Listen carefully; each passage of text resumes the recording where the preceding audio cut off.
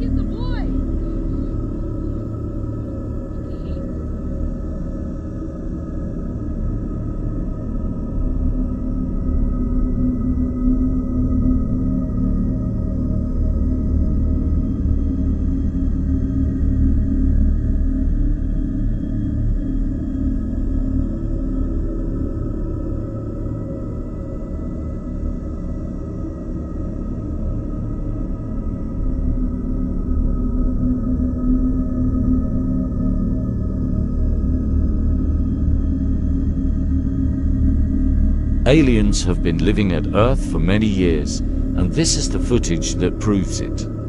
They are sending a camera down to 1,700 m below sea level because their fishing radar was picking up savage readings. They did not know that when they reached the bottom, their lives would be changed forever. Out of the darkness of the horrifying depths, a real-life alien reveals itself. This jaw-dropping footage now tells mankind where these rogue aliens are hiding. The fisherman knew by just looking at it. It was plotting to take over the world. By the orange color, we can tell it's an extremely poisonous mammal.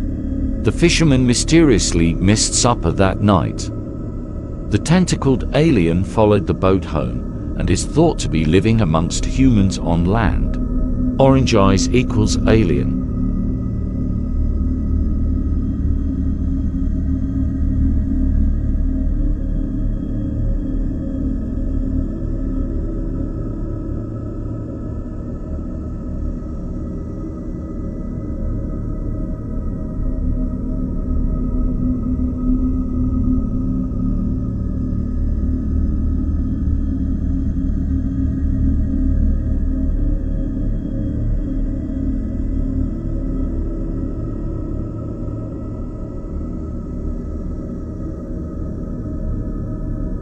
From here, looks like a triangle. It is a triangle with a red light in the middle.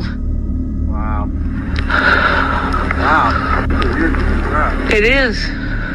The red light is right in the center of the triangle. That's unusual. That is weird.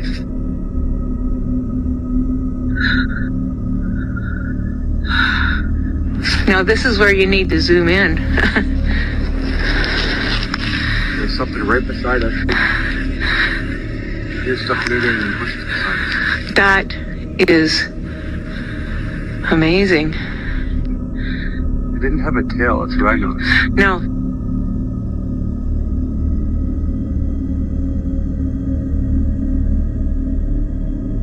What is happening? Do you hear that? Those are the sky trumpets!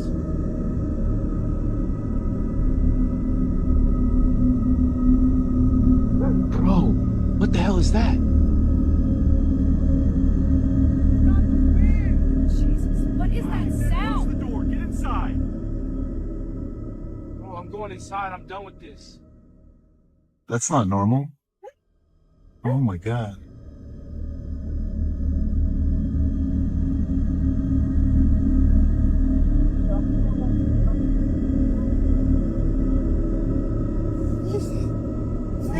What is that? That ain't thunder, man. Oh my god. Get in the car now. Bro, that sounds wrong. Nah, this is freaking me Yo, out. look at the clouds. Look, Lord have. Tapped in again. Getting thunder calls. This ain't a plane. Stay inside! You know what that sound is? Bro, I'm shaking. Hey, Ivor! Come back in the house!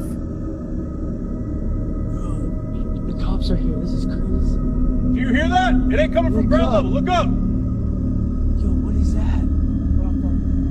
Bro, I'm shaking. This feels wrong. We gotta report this. Oh my god.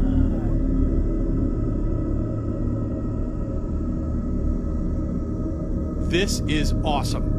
Somebody was able to film Area 51, and it's not crazy blurry, it's not fake. This is real, it's recent, and I find it totally fascinating. So, a creator that goes by Jerry Arizona traveled to Nevada, hiked up a ridge outside of Area 51, and pointed his telescopic camera straight at the base. We're obviously not supposed to see what he filmed, but somehow he got the shot.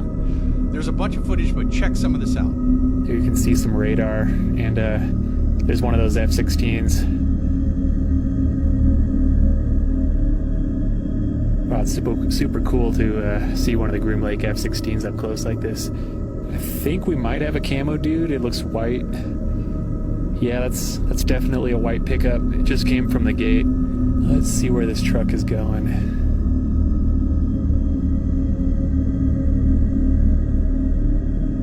Looks like it's some large metal structures, metal shelters or something over there.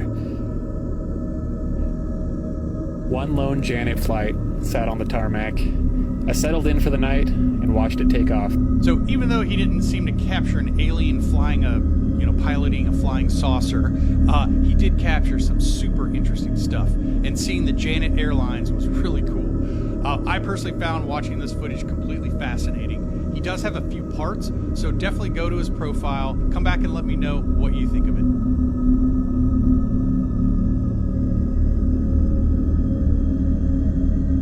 In 1946, deep in Peru's forgotten Cueva del Sol Negro, Japanese archaeologists uncovered haunting cave paintings. Elongated bodies, large heads, large eyes, all standing beneath what experts have agreed is a hovering ship.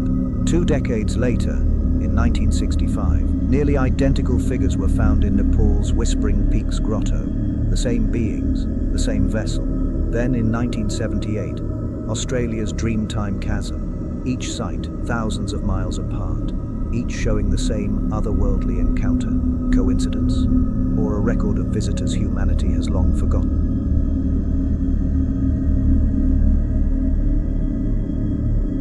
I have something to show you. It's brand new, it just dropped. Space Tracker released a set of deep zoom images of 3i Atlas, and they are honestly very strange. Now, to start, these aren't single photos. They're 20-minute stacked exposures from an observer named Diego San Arrojo. Hopefully I said that right. But Space Tracker stabilized the frames, zoomed in 4,000%. They removed noise, corrected color, and averaged everything together. When you stack frames over 20 minutes, you reveal structures that are completely invisible in a single snapshot. And what it shows is a 4-point star, basically star-shaped luminous core, surrounded by kind of a plasma-like haze. The symmetry is unusual, and the biggest surprise is that there's no obvious tail direction in this averaged composite, even though we know that the object has both dust and ion jets. So here's where the conversation gets a little interesting, and I'm going to call this kind of the woo-woo section. But it's worth talking about because, well, you'll see why. Just last week, Medium published an article called 3i Atlas Complex Jet Structured Angles Revealed, and in it, they traced out the potential jet geometry. The outline they mapped actually resembles a figure from a medieval artwork, specifically one of the little crafts in the fresco of the Crucifixion of Christ. People have also taken it a step further. Some are saying that this new 4,000% deep zoom image looks like Ezekiel's wheel from biblical descriptions. Again, these are visual parallels, not literal interpretations, but humans do compare unfamiliar things to old imagery to make sense of them. But I get why these comparisons are circulating. I mean, the symmetry does look unusual. But let's talk about a more grounded explanation, perhaps. If 3i Atlas is spinning, its jets sweep around almost like a sprinkler. And when you average that motion over 20 minutes, it creates a 360-degree symmetric pattern, basically a star-like glow. And honestly, these processed images do support some of the theories scientists have suggested. All of this is consistent with an object not behaving like a typical solar system comet. That is for sure. I'll link the Space Tracker's full analysis below so you can take a look at all the frames yourself. But give me your opinion. Are these shapes just rotation artifacts, or do you think that there's something genuinely unusual going on with 3i Atlas's inner structure? Let me know what you think.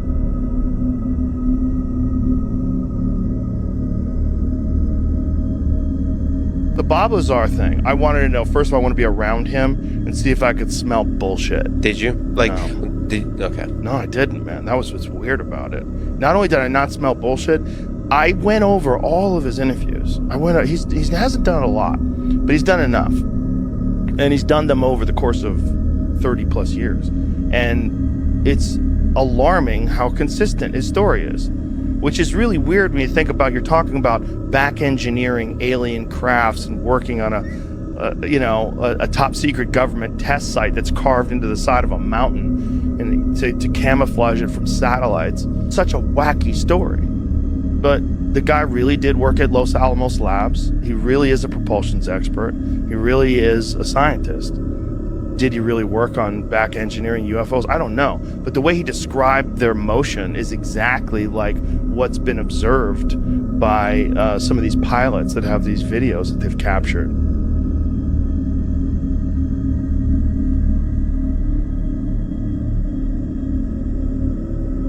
I know there's been multiple contact events. Like straight up, like straight up contact events. One of them is revealed in the film, actually, but there are more. There was this.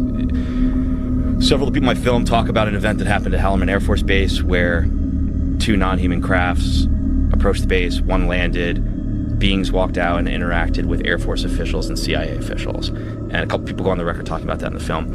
But there have been other events, I've been told. How are those beings described? They were described as tall, slender, humanoid. And the another thing that I heard that gave me chills was that someone involved with a recovery interacted with a non-human being that was dying and heard thoughts in his head that said, "You humans don't know your full potential." And that was said to me by a very senior, older guy from the intelligence community. Other things that I didn't include in the film, Joe, that's... I mean, it's bonkers to think about. All of the intelligence officials who actually investigated this for the government, like the people involved in OSAP and ATIP and UAP task force, they all started having activity at their homes when they were investigating non-human intelligent life. Like and what kind of activity? Orbs in their houses, orbs interacting with their family, causing medical issues for family members. Family members ending up in the hospital due to orb activity. Like what issues due to orb activity? One of the senior intelligence officials that I spoke to, and I'll let him tell his own story when he's ready, but his son got extremely impacted by an orb, black and blue over his whole body, had to go to the hospital. Looked like someone took a bat to his chest,